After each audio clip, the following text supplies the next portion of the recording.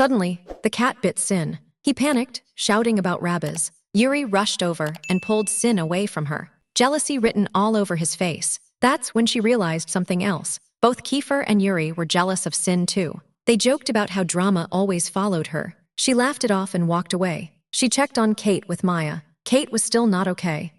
She tried asking how things were going, but the answer wasn't good. For a moment, he thought about holding her hand, maybe even kissing her, just to feel like a man again. Maya saw it and immediately teased them. She told him firmly that she had never let anyone kiss her. Then Adrix showed up. He threatened her, saying Kiefer would find out everything. Maya snapped, furious, blaming her for all the chaos. He accused her of making everyone fall for her, saying she was no different from Ella. She slapped him. The sound shocked everyone. She walked away with Adrix while Maya held his cheek. Adrix smiled, clearly enjoying the mess. Later, she saw photos of Freya with a new guy. Her heart sank. Kate was devastated. His lover had died, and he still couldn't bring himself close to someone who hated his entire department. Maya returned and apologized, admitting she was nothing like Ella. She apologized too. They sat together, talking about Adrix, who was upset over a girl. She joked without realizing how much he was hurting. Falling in love was never simple. Maya commented that Kiefer was greedy when it came to girls, while Yuri was better. If it were him, he'd choose Yuri. She supposedly loved Yuri anyway. That was why Kiefer fought him. She learned that Kate had collapsed after his lover died, and sadness washed over her. Then she saw Kiefer and Yuri approaching. A terrifying thought hit her. Everyone who got close to her ended up hurt. She stared at them, remembering everything people had said about both of them. And for the first time, she truly didn't know who to choose. She sat in class, lost in thought. Time passed, but her mind stayed crowded. Her eyes drifted between Yuri and Kiefer. Her feelings were a mess. She couldn't define them. The teacher suddenly called on her. She couldn't answer. She admitted she still had too many questions inside her, questions she didn't understand herself. Recess started. Kiefer asked her out on a date. She walked away without answering. Yuri offered to walk her home. She kept walking. She decided to avoid both of them for now. At this point, they could barely stand each other anyway. Later, she found Sin organizing toys in Jay's room. He immediately started pestering her to buy him a new toy. She refused, but he kept begging nonstop. She knew how stubborn he was. He dramatically packed his things, saying he'd stop talking to her. She agreed to buy it just to make him stop. She decided to go alone, but he insisted she go by herself. She joked that he would make her go bankrupt. She grabbed some money and headed out. Before leaving, she noticed messages from Kiefer asking where she was going tomorrow. Yuri had asked the same thing. She sighed, finding both of them equally annoying. At the store, suddenly, David appeared and startled her badly. She was already nervous around him. He offered to pay on his account. She agreed and picked the CD. Then Sin messaged her, asking for the drink she usually bought him. David grabbed it for her. She admitted her mind had been too busy lately. David brushed it off as random thoughts. Then Kiefer messaged again, asking where she was. She ignored it. They were just friends. David noticed, and immediately assumed there was something between them. She snapped at him, defensive and sharp. His eyes dropped to her necklace. He noticed the ring hanging on it. She explained it had been given to her, but she wasn't ready to wear it properly. She remembered the necklace had been given by someone who once helped her get home. She desperately wanted to know who that person was. He said Percy was the one who sent it. She begged him to try contacting him. He took a picture and sent it. A reply came fast. She had to remove the ring from the necklace. Otherwise, Yuri would be killed when he returned. She froze. Time passes, and a long while goes by. Sin gets scared by the look on her face. Her expression is cold, distant, almost terrifying. Meanwhile, Sin keeps mocking her appearance nonstop, trying to snap her out of it. He goes to bring her phone that she had thrown away earlier. It's ringing again. She had tossed it aside because she couldn't find any answers anyway. It's Kiefer calling. Kiefer asks her to go to the store with Ammon. Ammon won't be coming because he's going to Rocky with her sister, so she'll be going alone. As usual, Sin rushes into the bathroom before her just to annoy her, then leaves for Rocky. She waits for Ammon to pick her up, but instead, she finds a group of boys already waiting outside. But then Ian arrives. He decides to take her with him instead. He doesn't want any trouble, so they leave right away. They go to the store together to buy food for the class. As they walk through the aisles, she starts interfering, grabbing extra items, adding more than needed. In her mind, this is fine. At least this way, she won't run into Kiefer. Her imagination starts running wild. Fear creeps into her chest, but a moment later she calms herself down. It's just in her head. Nothing is actually happening. And yet, everywhere she looks, she keeps seeing Yuri and Kiefer. Every turn, every reflection, it feels like they're there. Overwhelmed, she decides to leave the place altogether. Suddenly, she crashes straight into someone. It's Kiefer. He appears out of nowhere, holding the candy she loves. He jokes that he loves sweets too, but her kind of sweetness is different, especially her lips. His eyes stay on her, focused, intense. She feels shy and uncomfortable. She ignores him and refuses to respond. She hasn't replied to him in days anyway. Kiefer starts thinking he must have done something wrong. They end up arguing over who will push the shopping cart. In the end, both of them hold it together. She lets him pick the products he wants, but insists they hurry up and pay.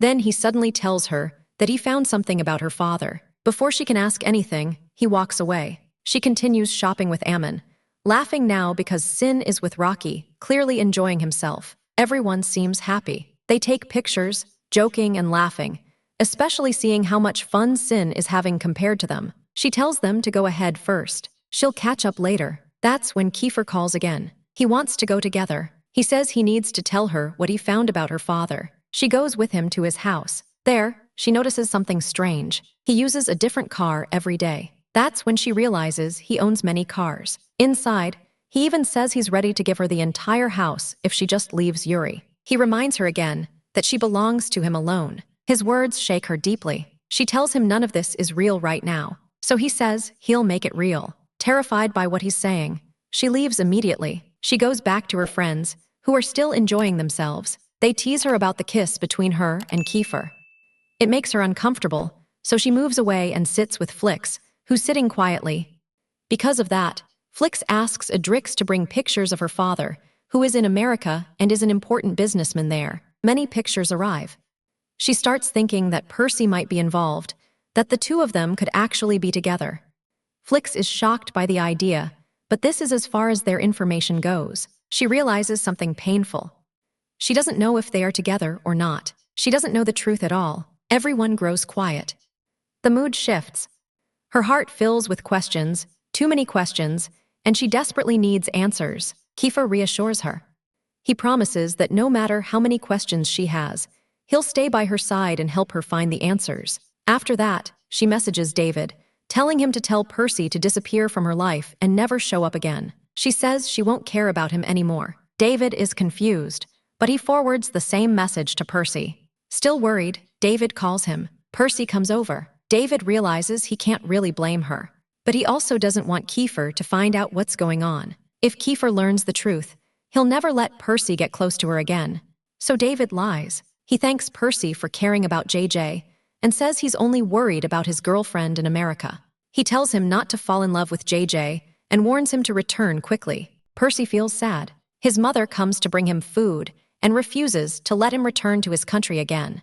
She insists that he must focus on his health and stay away from anything dangerous after everything that happened to him there. Then his father arrives. This man turns out to be JJ's father. The revelation is shocking. Because of this, Percy is revealed to be JJ's brother. Meanwhile, Sin starts preparing to leave. At that moment, Yuri calls JJ and asks her to go to the church with him. He tells her he's already on his way and pressures her to come along. Right after that, Kiefer calls and asks what she's doing. She gets dressed and tells him she's going out with Yuri. Kiefer allows it, but only if she doesn't stay out late.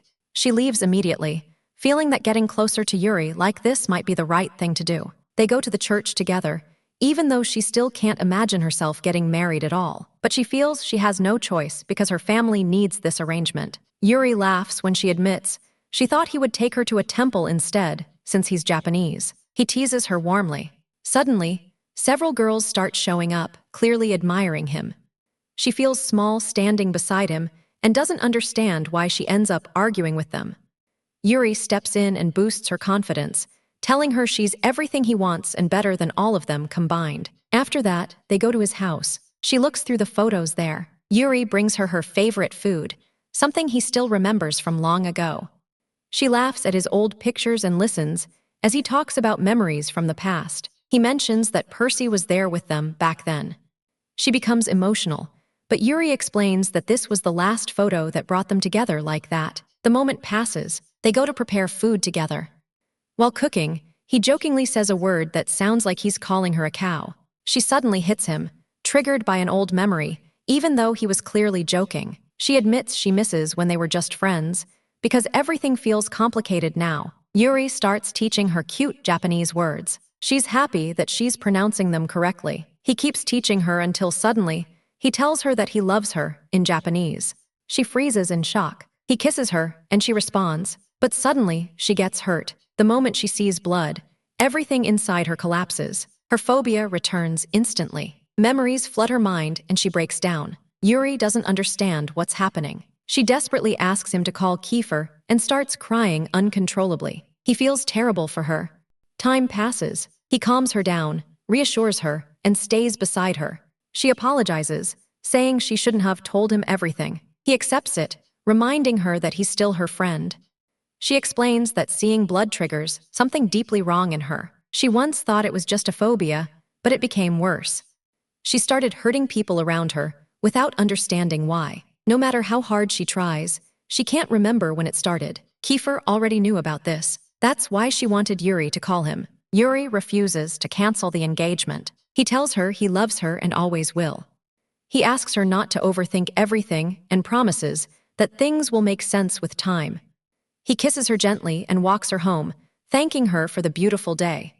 When he says he'll come again tomorrow, she tells him she's going out with Sin instead. Yuri leaves. She finally feels some relief, but then Kiefer appears. He grabs her forcefully and walks with her. He's clearly upset and demands to know exactly what she did with Yuri. She tells him they went to church and cooked together. She tells him almost everything, but not all of it. He presses her, asking what happened after that. She doesn't want to lie, but she still hides part of the truth. She tells him he knows her situation and shouldn't pressure her. Kiefer asks her directly if she truly loves Yuri. She admits that she loves Yuri at least a little, and that's why she accepted the engagement. Kiefer brings up their kiss on New Year's Eve and asks what he means to her now. He keeps pushing for an answer until she finally yells. She tells him she's confused, but the right thing for her to do is stay with Yuri because of the engagement. She can't hurt someone else because of her feelings. Even though Kiefer is always on her mind, he breaks down crying.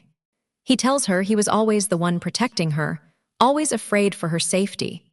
He says Yuri doesn't understand him, doesn't understand how he grew up without a mother, abandoned by his father, raising his siblings alone. He begs her not to leave him. She hugs him tightly. They cry together. Kiefer tells her that no matter what happens, even if she chooses Yuri, he doesn't want anyone but her. He confesses his love openly. She tells him she loves him too. They hug again, crying together, holding each other tightly. She has finally chosen Kiefer. Now only one question remains. What will happen to Yuri? That will be revealed in the next part. Don't forget to like, share, and subscribe.